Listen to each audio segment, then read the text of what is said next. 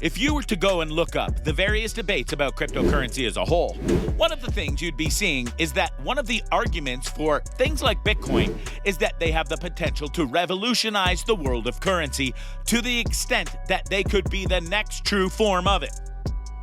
Obviously, others think that this wouldn't work for a whole host of reasons, and thus the debate continues. But are the pro-crypto people right? Allow us to show you how the future of cryptocurrency could replace the US dollar. Be sure to like the video and subscribe to the channel. Bitcoin. While there are all types of cryptocurrencies out there, we'll start off by talking about the most popular and currently the top cryptocurrency in Bitcoin. Bitcoin was created by a mysterious person named Satoshi Nakamoto in 2008. This is an alias, and nobody knows for sure who he is. Bitcoin is a cryptocurrency or digital asset, meaning you cannot tangibly hold it.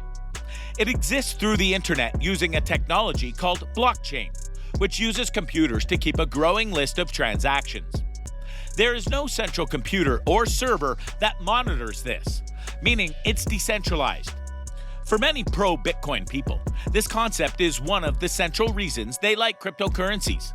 There are only 21 million Bitcoins with close to 18.5 million in circulation, and 2 million that are left to be mined. We won't go into that here. One of the arguments for Bitcoin is that there is only a finite amount of them, meaning you cannot scale during these times of financial crisis and governments cannot manipulate them. That is one of the main reasons that the anti-cryptocurrency crowd is so down on its mainstream use. However, there are other cryptocurrencies that have the functionality to create more coins. So, why should Bitcoin be the chosen cryptocurrency? Mainly because it's the one everyone knows more or less, and there are companies around the world that accept it in some way. Plus, it's the one that has made the most crypto millionaires, if you will. So, it makes sense to use it as an example, especially when it comes to how it's gone from being beloved to being quite volatile on the market. Because while it's true that paper currency has some issues at times, it's nothing compared to cryptocurrency. Bitcoin's volatility and potential. After reaching an all-time high in April, Bitcoin tanked. Then it got back up in May, only to tank again in June alongside many other crypto coins. Still, many wonder if this form of digital currency might replace the almighty dollar. Justin Verley's phone doubles as a wallet. His cards are attached to the back and he doesn't carry cash because it's all inside his phone. If there's ever a chance to use cryptocurrency over the dollar, I'm going to prefer cryptocurrency, just for speed reasons, for security reasons, for moral reasons, and because I trust it, he said. Verley started using crypto over cash in college. He paid for necessities like school supplies and groceries. Think about it like tokens at an arcade. You exchange a certain amount of dollars for an equivalent amount of tokens. These tokens have a fixed amount when you're looking to play skee-ball. With Bitcoin having a fixed amount, the value fluctuates like stocks. I would liken Bitcoin more to a store of value like gold, more like digital gold than a currency. But that doesn't mean you can't spend it.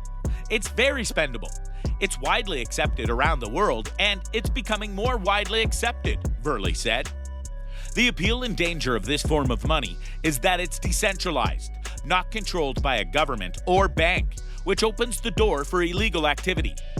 The Colonial Pipeline hackers demanded more than $2 million in cryptocurrency, which they were paid, but to the surprise of many, the FBI recovered it. In this pandemic world, we're seeing the monetary policy of printing money to help stimulate the economy.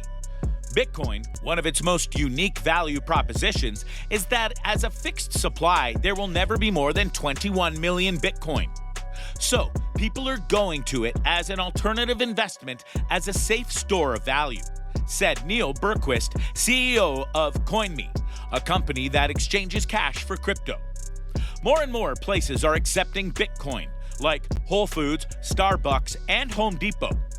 Turning physical cash into a digital representation really has a lot of technological benefits in terms of payments and as a store of value, and really bringing money or store value into a digital era, Berquist said. and it's easily accessible. You can now buy Bitcoin at your local Winn-Dixie store through a Coinstar machine. See locations below. Our expansion in Florida provides that access where that access may not have been there before. So, simple things like being able to buy it with cash is a key piece of infrastructure for overall adoption, Bergquist said.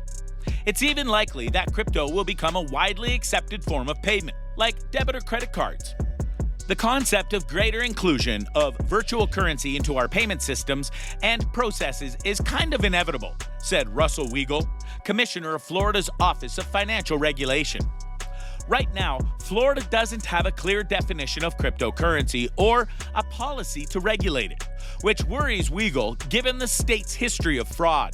We need to account for that and make sure that any system we build also has as much consumer protection or retail investor protection that we can build into it, he said.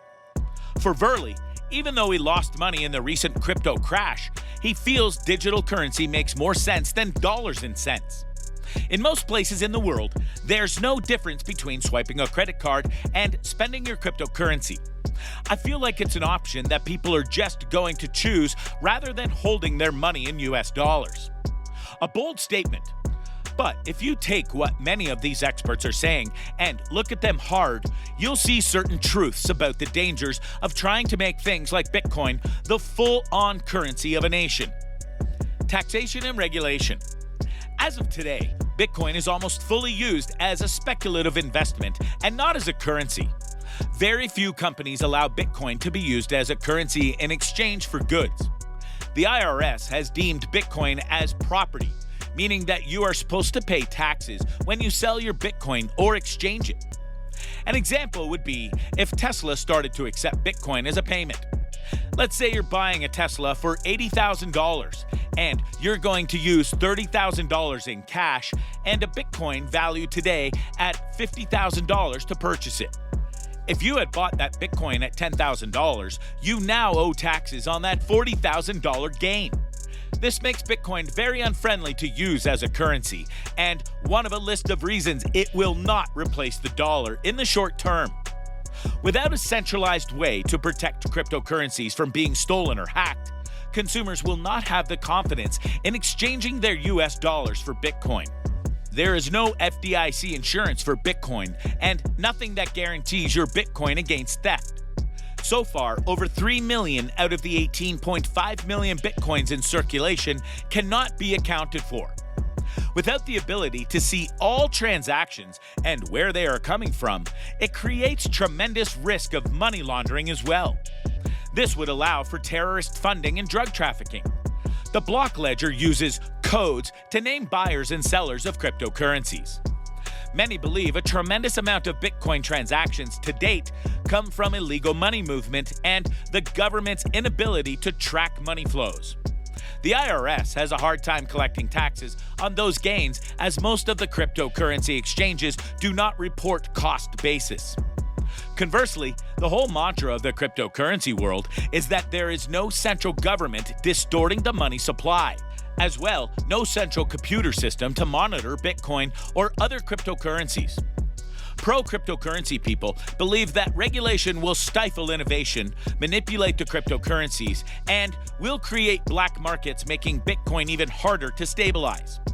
So, support from the likes of the exchanges has not been ideal for the government or regulators. Will the United States ever support a currency that it cannot track? Will it happen? At present, that answer would be a no, or at least for the near future it's a no. There's just too many questions about what this could do to economies, stock markets, and more if the switch was made. If it became stable, it'd have a better chance for sure. But when it becomes stable is anybody's guess. And that says nothing of the government's oversight and interference that might hold up something like this. Is it possible that it'll replace the dollar? Sure. If for no other reason than cryptocurrency wasn't supposed to last, and yet it absolutely did. But to truly become the currency of a nation, it has some work to do. So, what do you think? What do you think of this look at the potential for things like cryptocurrency to go and replace the actual US dollar? Do you think that this is just a pipe dream made by those who want this to succeed above all others? Or do you think that there is a potential for this to really happen? What would it take for you to trust cryptocurrency over paper currency? Let us know in the comments below. Be sure to subscribe, and I'll see you next time on the channel.